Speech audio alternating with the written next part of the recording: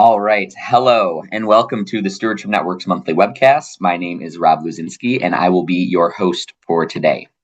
So first, I'd like to tell you a little bit about the Stewardship Network. So we are a 501c3 nonprofit organization with an award-winning 20-year history. We are now serving 30-plus place-based TSN member communities and fiscally sponsored projects across the Great Lakes and the country. We are so excited to work with so many inspiring folks in the field and help them do the work that they do. Many of our programs, including these webcasts, are available to everybody. So we're really happy that you joined us today, and we hope you will continue to join us every second Wednesday of the month in the Eastern Time Zone's noon hour.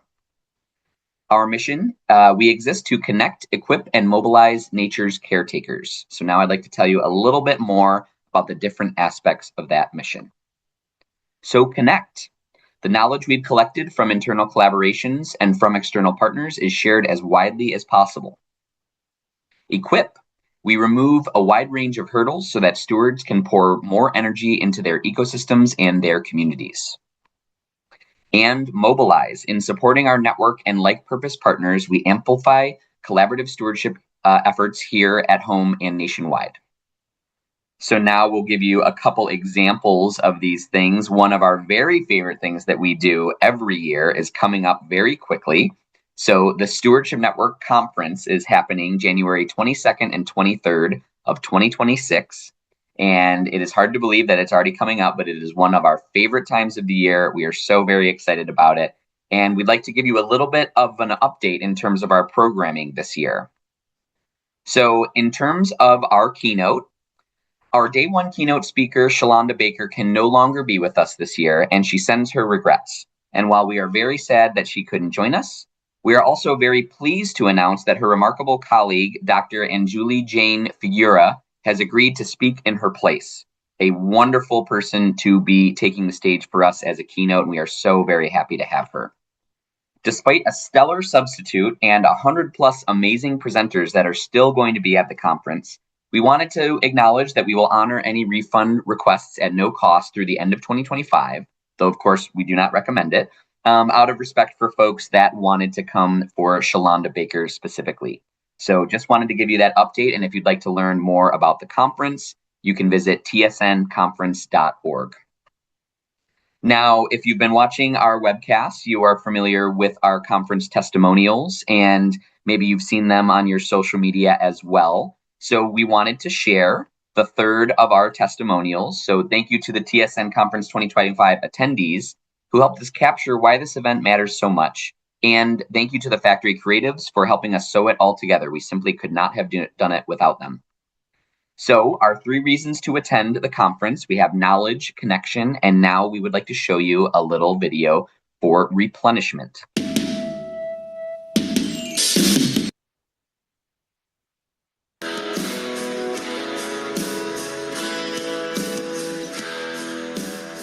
It kind of fills your cup to see that there are people working towards the same thing that you are. It's one of my favorite parts of the year. I just feel so comfortable here. There's just an authenticity about this space and the people who are here that is really refreshing. I think it's the safety that for me personally helps to recharge my batteries. A great opportunity. It's such a small industry. Collaborating gives me a lot of momentum going back to the work that I do. What is helpful is to know that there are others who are also going through it, and we have shoulders at the yoke, and we're going to pull. The topics are rigorous, but the people are here to have fun, and so I think that really comes through also. I think the Stewardship Network Conference is for everyone, and if they get a chance, they should come out and they should see what it's all about, because it's a wonderful experience, and I think they're really going to enjoy it.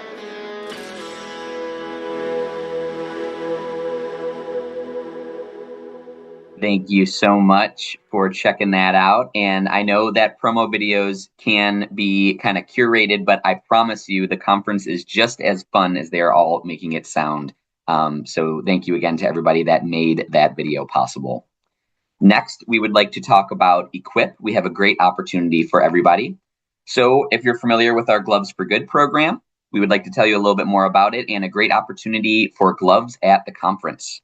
Our Gloves for Good program has now delivered over 52,000 pairs of reclaimed work gloves for nature's caretakers. That is absolutely incredible. Gloves that otherwise would have made it to the landfill are now in the hands of stewards around the country. So if you make a request on our website by January 14th of 2026, you can choose the new limited time option under fulfillment and impact for free delivery at TSN conference. So we will pack up your box and we will bring it to the conference for you, and you can pick it up there rather than coming to our office or having them shipped to you. So this is what that option will look like within the form. And supplies are always limited, so we recommend that you order sooner rather than later for the widest selection. They've been flying off the shelves. People are really excited to be getting their hands on these gloves. So make sure to make your order as soon as you can if you are interested. Stewardshipnetwork.org/gloves.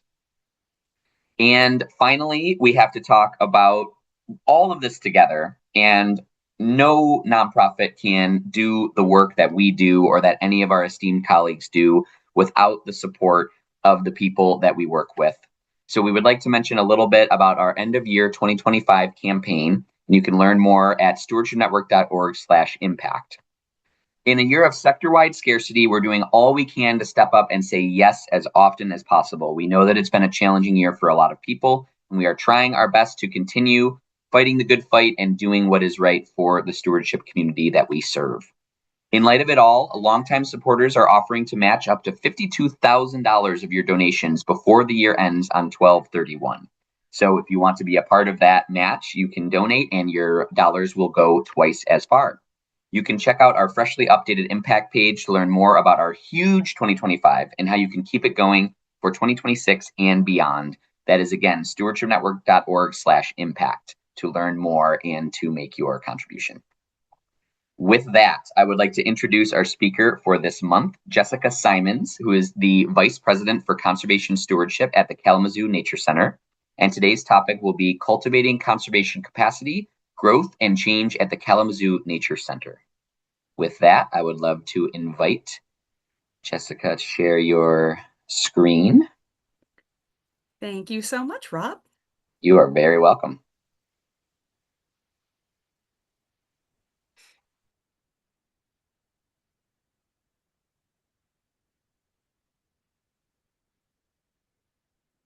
There we go. Can you see that okay? Yes, I am now seeing it. That's great. Excellent. Well, thank you so much. It is really a pleasure to be here today and to get to talk with all of you. I know how much my own team has really benefited from everything we've learned at different Stewardship Network events. And so we feel really fortunate today to be able to share a little bit of our story of what we've been doing at the Kalamazoo Nature Center. So I always like to joke that nobody thinks of conservation when they think of a nature center. For the Kalamazoo Nature Center, we are one of the larger and oldest nature centers in the country. Our nature center was first formed in 1960, so we've been around a very long time. Most people in our community really know us for our summer camps, for our school field trips. I always hear from people, yes, I've been to the nature center. I went to camp there as a kid. I went to the Maple Sugar Festival. Most people don't realize just how much conservation work we do. But our mission is broader than just, I don't want to say just those public educational activities. Our mission is it's a chance for us to build and create relationships and experiences that bring people into a relationship with nature. So we want people to discover, enjoy, value, and care for nature. And our team is really excited about how conservation plays a significant role in that. So our conservation team's pretty big, and the departments have shifted. If you have had previous familiarity with KNC, we've had a lot of changes over the last several years. At the moment, we have about 20 full-time year-round staff that work within conservation. I'm only really going to talk about a portion of that today. Today, I'm really going to look at give you a look at what our stewardship crew does specifically and how we tackle some of our work both on-site at KNC and how we do some of our work off-site for different clients. But broadly, at the Kalamazoo Nature Center, we have a strong research formation in the very earliest starts of our nature center. We have a stewardship team that cares for our own habitats at KNC, everything from invasive species management to prescribed fire, restoration, wildlife management, all the same things that I'm sure most of you who are participating do. We have our Ecological Services Division that extends that same mission to public and private lands. So, all of the same research and stewardship activities that we do at KNC, we also do those for clients. It provides us with a lot of exciting opportunities, both to extend our conservation impact, but also to really connect with more people in our community. It also makes our work more challenging just in how we schedule, how we plan our priorities, how we get our team out the door each day. And then finally, the new end to our rounding out our department, we have our conservation engagement division, and that is really looking at everything from our Delano farm, where we do regenerative agriculture, to the animal ambassadors that we have at our visitors center, how we manage our trails, our gardens, and landscapes. So that's just kind of a sneak behind the veil at KNC. But as I said, I really wanted to talk today about our land stewardship. The Kalamazoo Nature Center has over 1,500 acres of diverse habitats. Those are not even all at our main property at 7,000 North Westnedge in Kalamazoo. We have properties that are kind of speckled across Southwest Michigan. KNC has been acquiring land for a long time. And in its earliest stages, that was really about land protection. It was about making sure that quality habitats were not at risk of development, making sure that someone was protecting those habitats and making sure they had a chance to thrive. Now we're really looking at how we can showcase our natural heritage and biodiversity and care for it well. And to do all of that in that framework of KNC's mission that I mentioned. So bringing people into the conversation about how we care for land in hopes that they will take that exposure, take that learning, and do that on their own properties. We want to inspire private stewardship so that there are ripple effects where the management that we are doing on KNC's land then translates into more sustainable management that's happening all across our region. I want to take a moment just to reflect a little bit more on what those stewardship priorities have looked like through KNC's history. As I mentioned, we really started around land protection. For myself, I've been at the Nature Center for about 7 years now. I feel very fortunate to have inherited a legacy program that had some stellar work that happened through the past leadership with some real significant accomplishments around restoration and around land protection, long-term programs on wildlife observation. We have a long-standing bird banding observatory that kind of works hand in hand with what we're doing on the ground.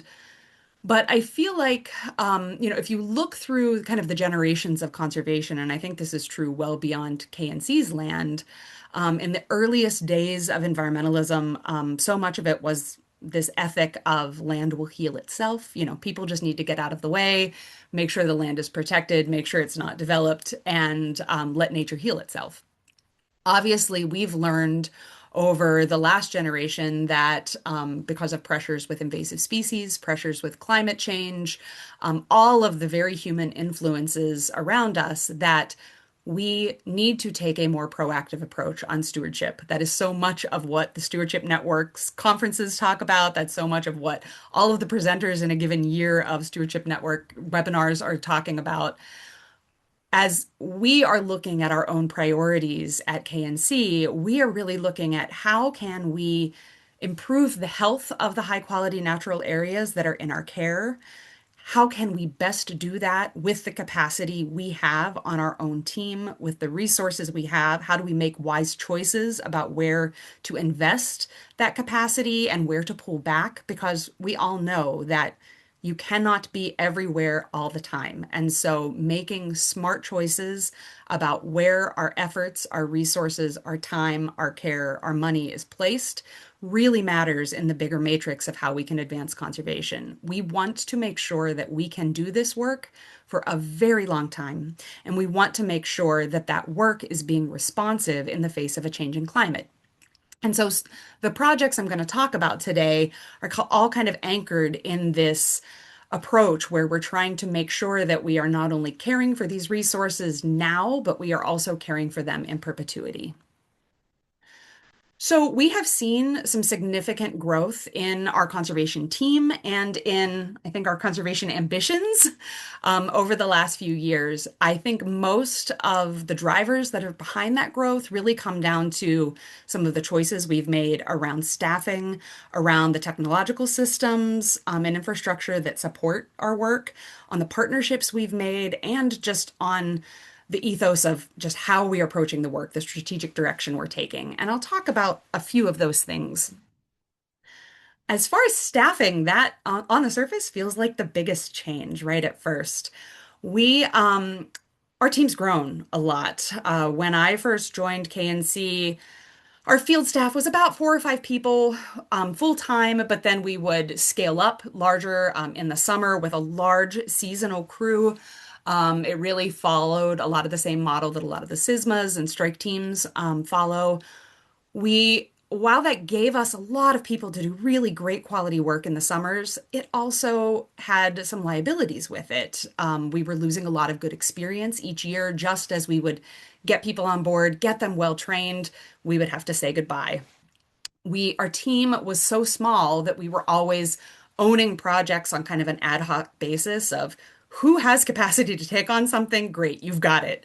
And we had a lot of flexibility in the team. Over the last few years, we have expanded our field crew dramatically.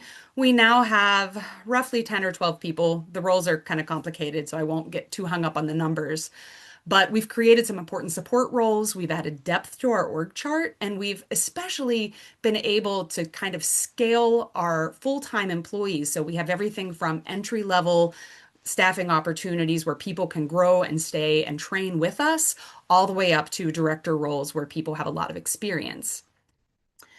As our team grew, we also found that, oh, that's challenging, right? Like we have more of us, we have more people in different roles, and that made for a little bit of chaos right at first because if you have a lot of different people managing a lot of different things, it was quickly apparent to us that we needed to really spend more time clarifying the roles and responsibilities. And I know nobody like wants to come to a conservation presentation to hear about like hierarchical org charts, but I promise you that it's been really important to our process to make sure that we understood every time we added a role, what were we asking those folks to do?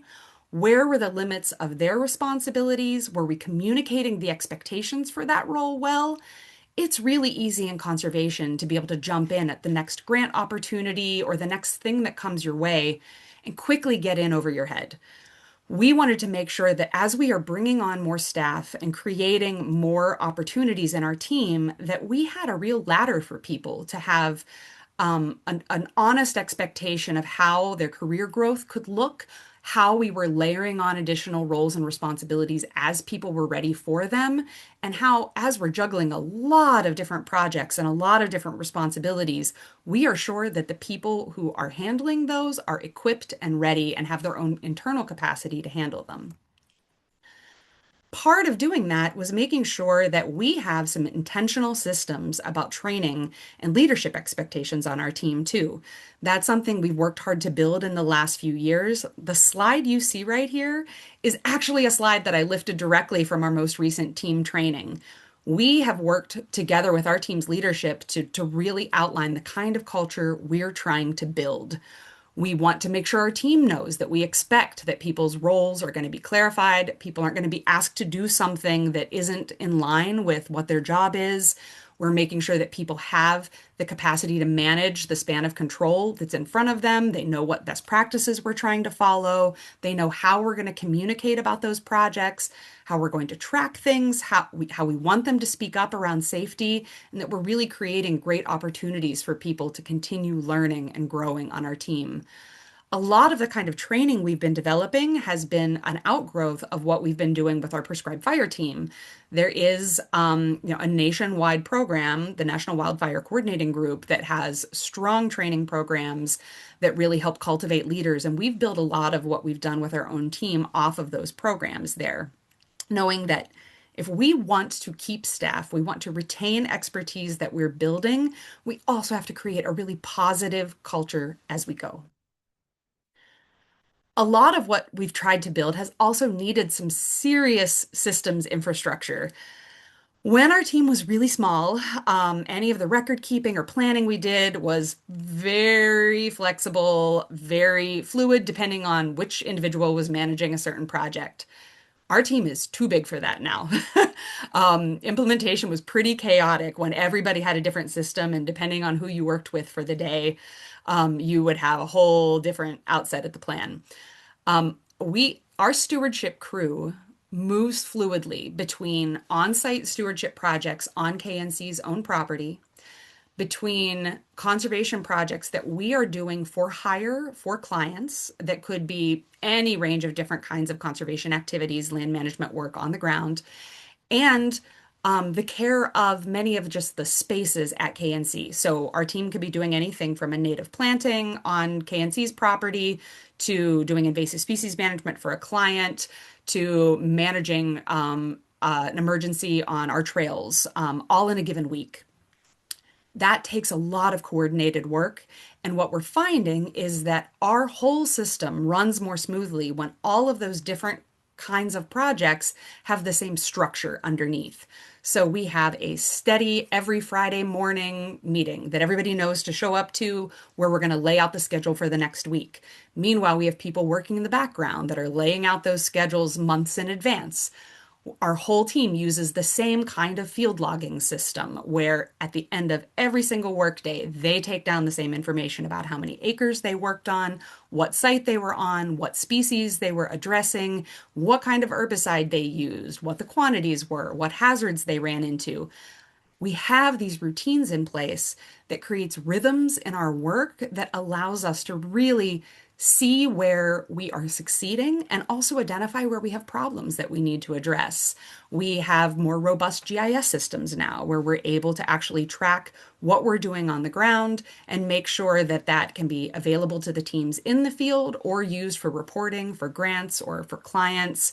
And so we use these systems to really make sure that our team continues to get better and better at what they do and that we have the data to support that kind of growth. As we've done all of this, you're probably picking up by now that our work's pretty complex. I did a quick look this morning and found that just in the fall of 2025, so the last 3 months, our team was working on about 12 different projects across, I think, 80 different properties. That's a lot even for us. That is not typical. It was just the nature of the particular projects we had this fall. But when you are shifting gears that often, you have to also do a good job of grounding the team in the why of how we are prioritizing different work in a given week or in a given season or in a given year. And as a team, we are really trying to make sure that we are also financially sustainable so that we have the resources to support what we're trying to do. As I think anybody working in conservation understands, our time is our most critical resource, and we want to make sure we spend it wisely. So we spend a lot of time talking with our team and aligning our schedules so that we have a good balance of client services. Those client services cover the costs of the work on site, but they also create a profit that we can use to fund some of our other work at KNC. Then we have a whole suite of grant and donor and program funded work, just like I'm sure all of you do. That work is usually reimbursed at cost, or sometimes it's a cost share program that doesn't quite cover all of our expenses. So we're careful to balance that we have plenty of client work that creates some revenues. We have these programs that are reimbursed at cost. Then we have a bunch of other KNC things that are historically underfunded. And so we're always trying to play catch up, trying to make sure that we can fund those priorities. And so we want to make sure that those underfunded things are chosen wisely. We don't have too many of them. We've dropped some things. We're making sure to protect the ones that are most important to us. And then finally, we've tried to be laser focused that anything that is unfunded or brand new, that requires a lot of discernment. We are really avoidant about taking on new projects now if they don't have a clear funding stream because we recognize that every new thing we take on depletes the resources and capacity that we have for all of this other work that is already on the table for us.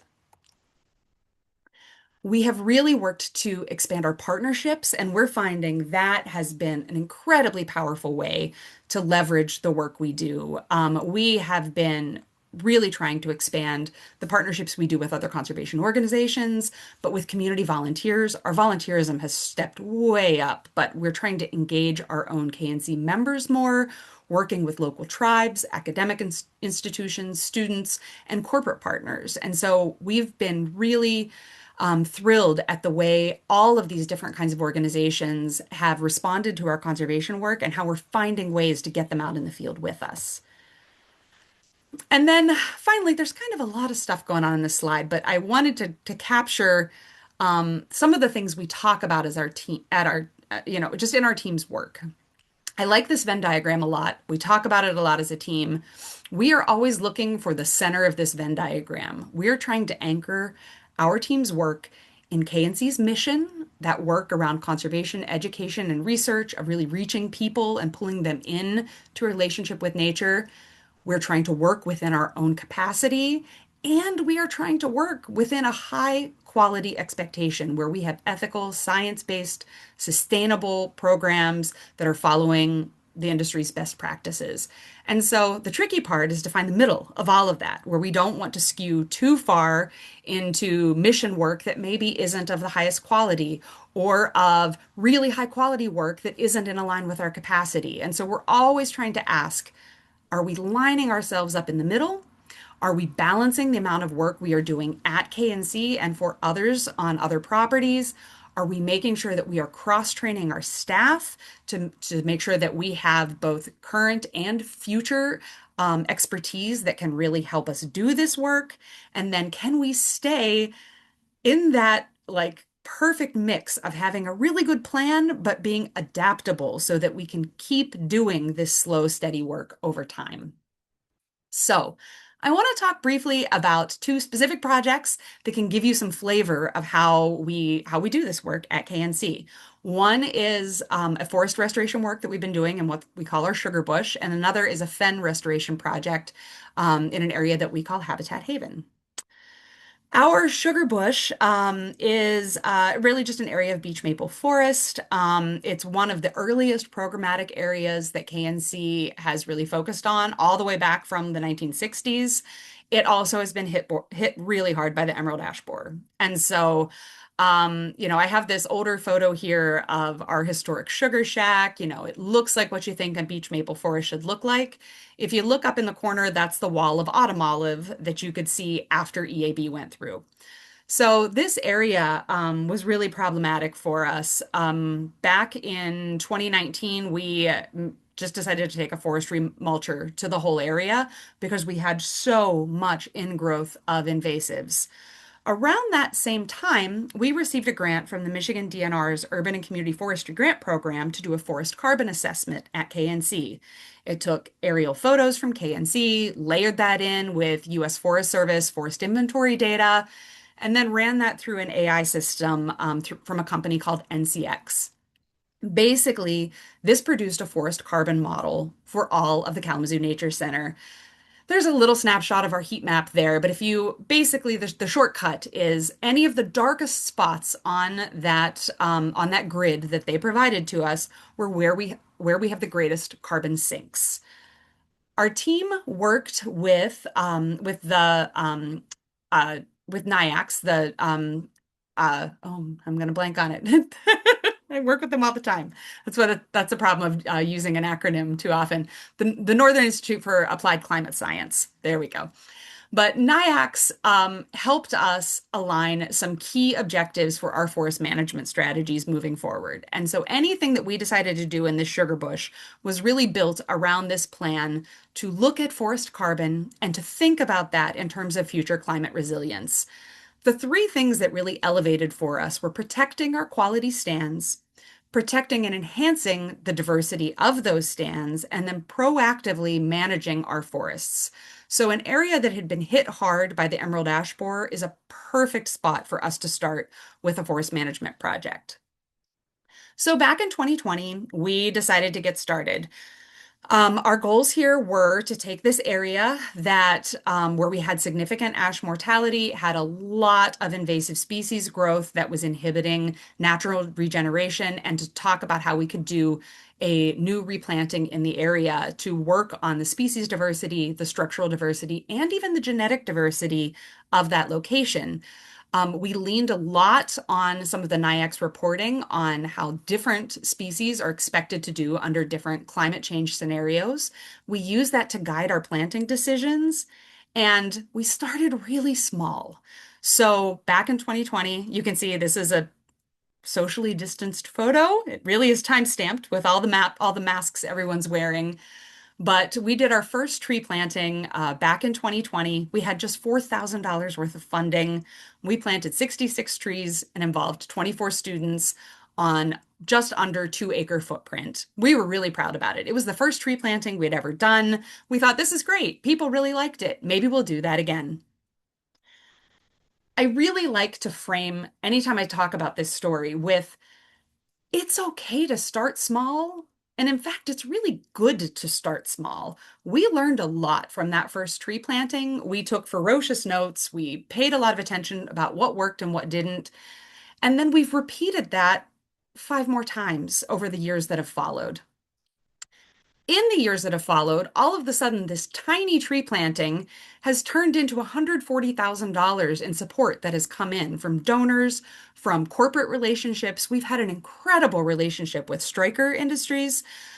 They have been phenomenally responsive with not only grants to support this work, but in sending out their employees year after year. We have engaged over 450 volunteers. Some folks, this is just what they do every fall now. They say, when is the tree planting? When can we come out?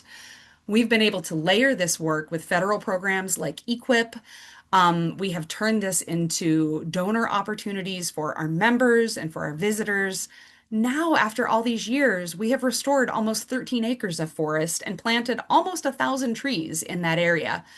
We've had some really rich collaborations with our Heronwood High School Conservation Biology program that KNC runs.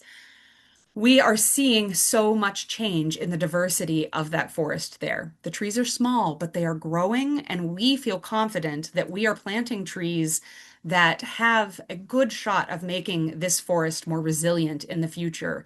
One of the things we've tried is we've been sourcing all of our trees from Indianapolis in hopes that they are all Michigan native species, but they are Indianapolis genetic stock. So this is our little attempt at a little assisted climate migration of hopefully bringing some genetic diversity that might help support the health of the forest under warmer conditions by using trees from a little bit farther south. We've been really creative, even though our tree plantings have just been a steady every October event. We've been working with a lot of corporate volunteers to bring in groups to do maintenance work days. And so we schedule those year round where people come in and they help us with autumn olive removal or they help us take out multiflora rose. The things that have been really exciting about it, though, too, is like we've had all these outgrowths that we didn't expect and we didn't plan for. We have built some really robust planning templates. Every year, we start literally from the same spreadsheet and we just keep adding to it. We track it out. So we know now that every year, come August, here are the tasks we need to do. Here are the ones that need to happen in September. Here's the date when the volunteer recruitment needs to go out. And so these templates are making it easier for us to scale this work up each year. So what started as a 66 tree planting turned into a 350 tree planting this year. So we're able to grow because we are growing incrementally and in a really patient way that allows us to learn from what we do. We discovered early on at KNC that we didn't want to do individual memorial tree plantings anymore, but instead, what we do is now we invite people to support the health of the forest, to donate and memorialize their loved ones or to commemorate something important to them by supporting the forest management as a whole. We use those funds to pay for our ongoing management year round, but also to help support the purchase of trees that go in every year. This year, thinking about how we can extend this beyond the footprint of KNC, we started offering our own tree sale for the first time. So we purchased an extra 100 trees the week of our tree planting and brought people in to just purchase trees and take them home. We now have a new volunteer program because people said, I want to go back out and check on the trees. Can I have a way to go back and to check those spots? So we've now given every single tree that we have planted an individual tag and send volunteers out. And they can log that information that goes into our field map system so that anytime we want, we can just check the GIS records and see how individual species are doing. That helps us inform which species we're choosing in subsequent years too. We've been able to build out an aligned visitor center exhibit that goes along with our forest restoration work. And now, because we have so much practice with this, for the first time ever, the week after we did the big tree planting on our own property, we did a partnership project with the Van Buren Conservation District and planted 300 trees on private landowner properties as well. But we're getting better at it. We didn't take on the 300 tree client project back when we weren't sure how to do tree plantings. We've done it after we had a lot of years' experience. And so looking ahead, we actually feel like that site is kind of done. We are happy with the stocking levels. We don't want to plant any more trees in our sugar bush area. And so we will continue to maintain those spots and engage volunteers in the work. But next up, we are pivoting to a new restoration area starting this fall. And because of the community investment we have, we've already secured funding for it. We're going to start work on a food forest this fall that is in an area that had previously been an animal pasture. It's been really overgrown. It doesn't feel cared for. We are excited to bring this same model for investment to a different area of our property starting in 2026. And we're planning to use that same trajectory of building on it over time so that we can, right off the bat, expect that this will be, I don't know, 5 or 6 year effort where each year we'll be continuing to add to that space. We'll continue to maintain what we had done from the year before and bring the community in to be a part of it. One other piece that has evolved, we've started what's called Habitat Watch because now we are getting so many people who want to be involved in different ways. And we're using these volunteers who are building this relationship and connection with our property and having them go out to help us monitor for invasive species. So the first round of Habitat Watch has folks on the lookout for spotted lanternfly on our property. We've been able to create a training protocol and help get people out to different areas of the property to look for what could be possible forest health threats. The next project I want to talk about is our Habitat Haven fen restoration. Habitat Haven is a small prairie fen wetland that's very, very close to KNC's visitor center. We have about a half-mile trail that loops the main wetland. It's our most visible, most visited trail. It's really easy to get to, takes, and you can stroll and do a nice little loop in a half an hour right off of our visitor center. It's a really accessible site. We have families, we have lots of visitors who go there. It also happens to be the prime habitat we have at KNC for the eastern Massasauga rattlesnake. This is an important conservation area for our team. Whoops, there we go. It also has been a site that we have done previous restoration in. So our department received a Great Lakes Restoration Initiative grant back in 2011 to do a lot of invasives removal in that area. We were really able to staff up that year. This was way before my time, got a tremendous amount of work done. However, the decade that followed didn't have that same level of financial support. And we had a much, much smaller team. So follow up on that management was not as rigorous as we had hoped. We were able to secure some USDA Wildlife Habitat Incentive Program funding to keep prescribed fire in the area. But by the time 2019, 2020 rolled around, we had a lot of invasives regrowth back in the previous restoration footprint. So we reached out to regional partners who had also worked with us on the GLRI grant and went together on a proposal to the National Fish and Wildlife Foundation for their Sustain Our Great Lakes grant program. We were awarded a grant in 2020 and aligned our work with those other conservation partners. We were working with Fort Custer Training Center, the Southwest Michigan Land Conservancy, and Pierce Cedar Creek Institute. Over 3 years, we were able to send our team out to 250 acres of the highest quality natural areas on all 4 of those properties, really focusing on retreatment in that previous management area.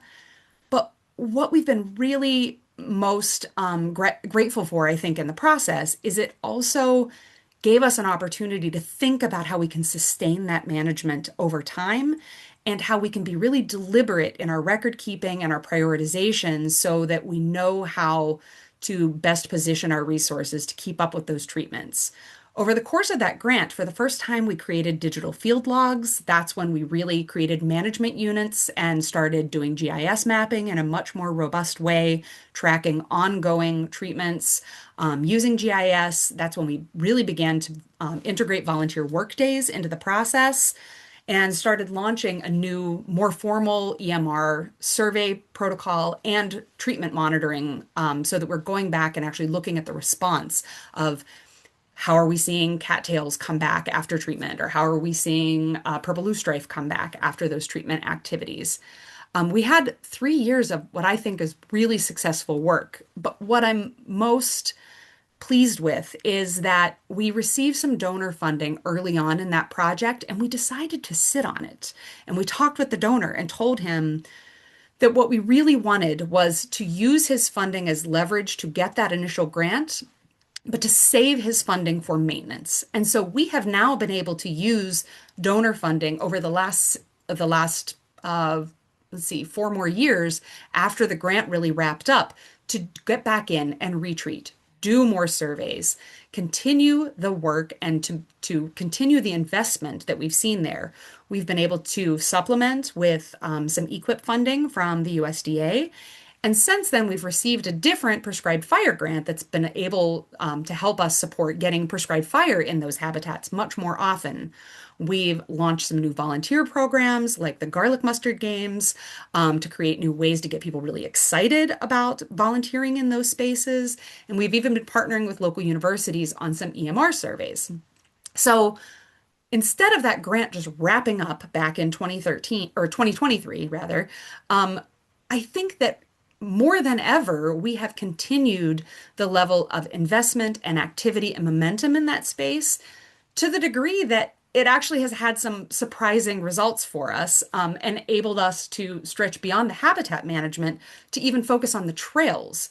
And so we had talked about Habitat Haven so much that we were able to get donors really excited about how we could bring more people to the space.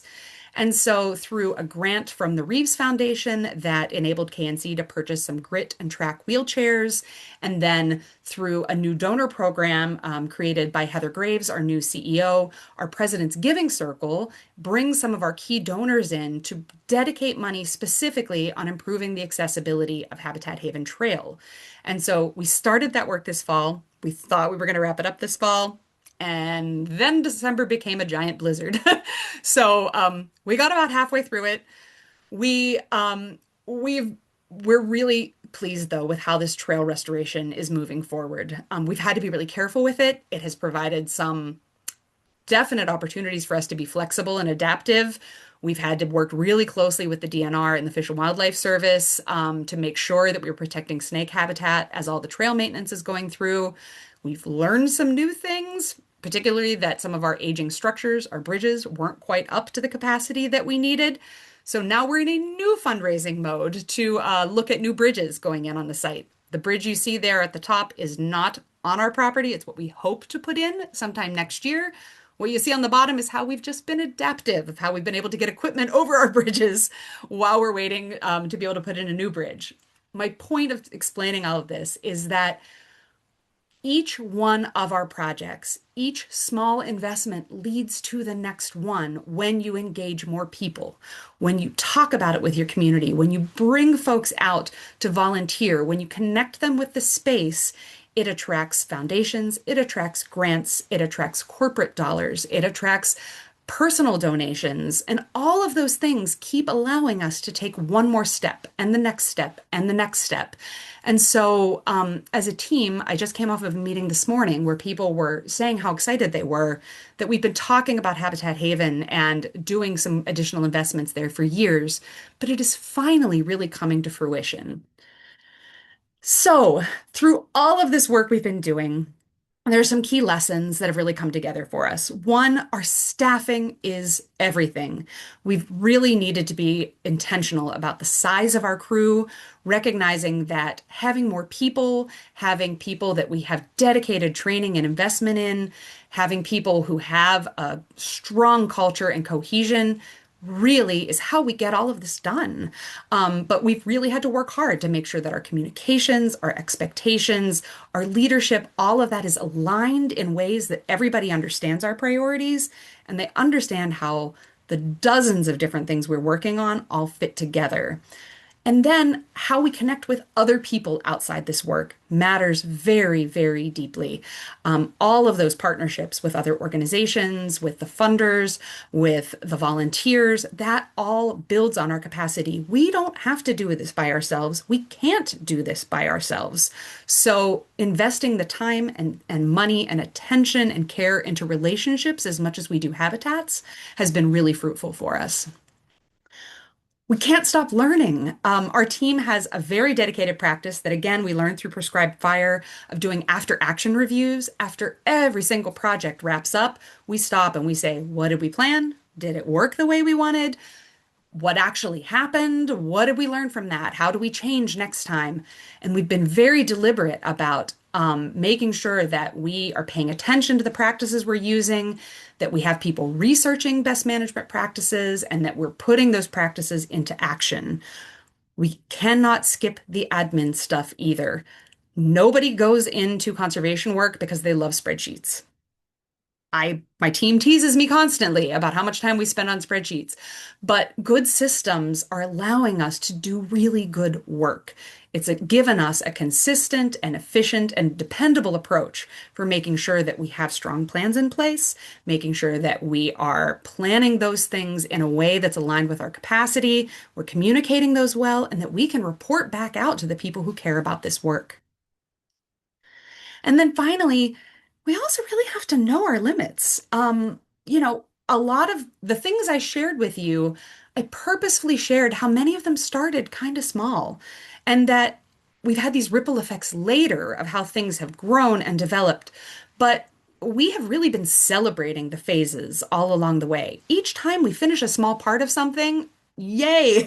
Like we brag about it. We're excited about it. We tell people what we want to try to do next. But we also have been really resisting the urge to do it all and to do it all at once. In fact, I keep bragging up one of our directors, Ryan Kozatek in particular, has been really good. He leads our on-site stewardship, and he's very, very good at saying, nope, that's too much. No, we shouldn't take this on. And he has saved us time and time again by helping us to right size our work in line with what we have capacity for right now. The other lesson that Ryan constantly preaches to our team is that stewardship is about presence. And he really referenced, he shared this with me recently, that Mike Bald, who was a previous Stewardship Network presenter, gave him that early definition earlier in his career, that stewardship equals presence. And what we found in these spaces, and the two stories in particular that I shared with you, are that we don't want to just do one-time projects. We want to do projects that we communicate clearly with everyone that we expect to keep managing our resources over time and keep managing our stamina so that we will keep showing up in those places. We're going to do it again. We're going to do it again. We're going to do it again. We hope we keep getting better at it each time. We hope we bring more people into the process. We hope that at the end of the day, those ecosystems thrive because of that presence and the relationship we have with them. But we can't ever look at conservation as one and done. And we are trying to build that expectation into all of the work we do, that we are in relationship with that land. We want to bring others into relationship with that land, and that we are even right sizing the people who are contributing to it with the expectation that we're going to keep asking them to show up too. So there's a little bit about what we've been up to at the Kalamazoo Nature Center. I hope that hope I gave you some ideas. I welcome your questions, and yeah, I hope that you have just as many good things to look forward to in 2026 as we do. Thank you so very much. Oh my gosh, so much good stuff to think about, so many good insights. We're getting lots of love in the chat about things that you said that validated work that people are doing. And, it can feel uncertain and kind of challenging to navigate all of these various priorities and such. And just having a kind of common sense approach to some of these things, it seems like is really validating for folks. So thank you so very much. We have a ton of great questions, so I will get right into it. And I also have a few of my own. So yeah, I'm really excited about this and glad to have the engagement from folks in the audience. So one question for you, broadly speaking, and you alluded to this kind of joking about the spreadsheets thing with your staff, right? But I'm curious about what are the challenges to some of the systematizing that you were doing and how you overcame that specifically with staff? Because obviously you really Oh, need staff buy-in, to make these things work, and they have to believe that it's important in order for them to do it. So I'm curious how you approach that. folks did not love it at first.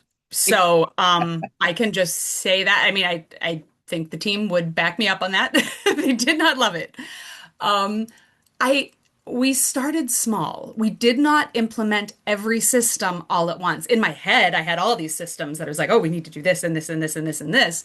But we started small, and it was for simple things like expense reporting, for instance. Like we had when I first arrived, it was the whole you have the stack of receipts stapled to a piece of paper that somebody scribbled down in pencil and everything's coffee stained and one of the very first kind of systems we did was having a form for people. Except, and at first they were like, wait, what? You want me to do what?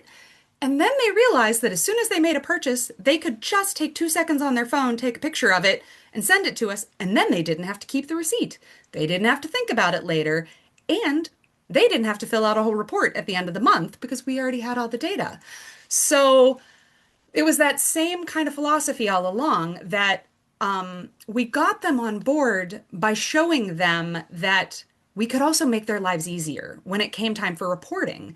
Because if we took down information as part of a daily regular practice, nobody had to sit down and try to remember what they did a month later when they've been in the field for a month, which is how everyone used to have to do everything. Now we're to the point where I swear half of my day is responding to notes in the chat where people go, what do I code this project at for today? Or should I split the code for the first half of the day versus the last half of the day? They are very deliberate about reporting now. But I think it's because we've been also they see how we can brag about their work. So when people are doing field logs every day, it is really easy at any point for me to just grab numbers and say, hey, our team did management on 600 acres this year. Isn't that incredible? Or we had 450 volunteers show up to do tree planting over the last few years. The ways we are able to use that information and we're able to generate more support, the team has seen the benefits. And so every time we introduce a new one now, they're like, okay, I might not like it. But so slow and steady is my advice. Mhm.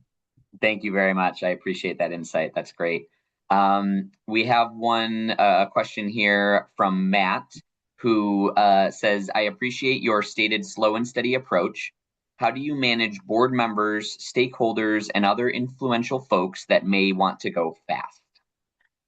Um, again, I think the key is relationship. So,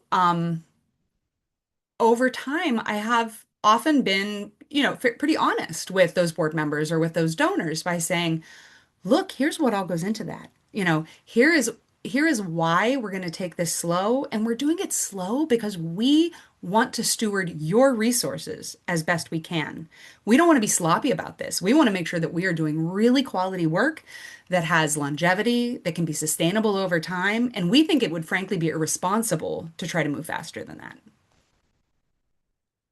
That makes a lot of sense. Thank you. It is totally about the relationships and the trust at the end of the day, right? Because they need to Mhm. believe that you're making the right decision for the org. Yeah. That's great. So I am now seeing Maya comes in and asks, when it comes to after action reviews, how do you track feedback to ensure that it will result in changes to implementation? Is that assigned to a particular staff role or is it built into your planning system generally? It is typically built into our planning systems. So, like for instance, I'll use the tree planting as an example. We do the tree planting once a year. Everybody knows that the week after tree planting, well, so we keep a giant whiteboard in the room where is kind of our, our like central station during the project. And so everybody knows that as stuff comes up, you just jot it down on the whiteboard. But everybody also knows that a week after the project wraps, we're just going to have a meeting and have the whole team together and somebody's taking notes and that literally gets dumped into the spreadsheet where all of our planning information went. And the next year, when we start up the planning process, we read back over all of the notes from the previous year and make sure we're incorporating that feedback into the planning for the new year. But then we even do after action reviews on kind of a bigger scale too. So we host one every fall when like the crush of the field season kind of wraps up. I mean, we have field season all year round, but when like the big summer field season wraps up, we kind of do like an end of season right before our seasonal employees leave. We do like a how things go for the whole season, and we incorporate all of those same kind of questions as like a big picture as well. That's excellent. Thank you so much. One quick question here as we're coming up close to time. So wondering, there was somebody that was wondering about these planning templates that you've developed and whether they are proprietary or if that's something that you share with partners or the general public. Um, well, that's a good question. I mean, they We we definitely have used them in ways and shared them, especially like when we're working with clients. We are using the same tools that we do for our own team and passing those along to folks. We haven't shared them more broadly in a particular way because I don't know, they're just kind of like messy internal things at the moment. And we haven't really thought about like the best way to kind of package them so that they would be more broadly useful. But that's a great question, and we'd totally be open to sharing them. I mean, that's part of why I'm doing this today. Right, right. We want people to see how these kind of systems can be beneficial. I mean, they've been transformative to us. We have a full-time analyst who her job is to kind of keep things running. And she went on maternity leave this spring, and we all nearly fell apart. Like I had to resist myself from just like jumping on her when she came back from leave because we were really struggling with other hmm systems. Yeah, totally understand that. Well, and thank you so much for sharing your contact info. So for folks, I'm sorry that we couldn't get to every single question, but I think feel free to reach out to Jessica via the email that's on your screen there. And once again, thank you so much. There was a lot of energy in the chat, lots of great questions, and it sounds like your message and your story was resonating with a lot of folks out there. So thank you. It's really inspiring. You all, I mean, congratulations on some great work and excited Thanks. for what you all do in 2026 too. So that's great. Thank you very much. You are so welcome. And with that, I will see about taking over here for the final slides that I got. Okay, so hopefully you all are seeing my screen now, but we encourage you to please become a regular of these webcasts. We are so excited to host these on the second Wednesday of every month in the Eastern Time Zone's noon hour. You can visit stewardshipnetwork.org/webcast to look at all of the previous archives that we have, as well as the upcoming episodes that we have available for registration.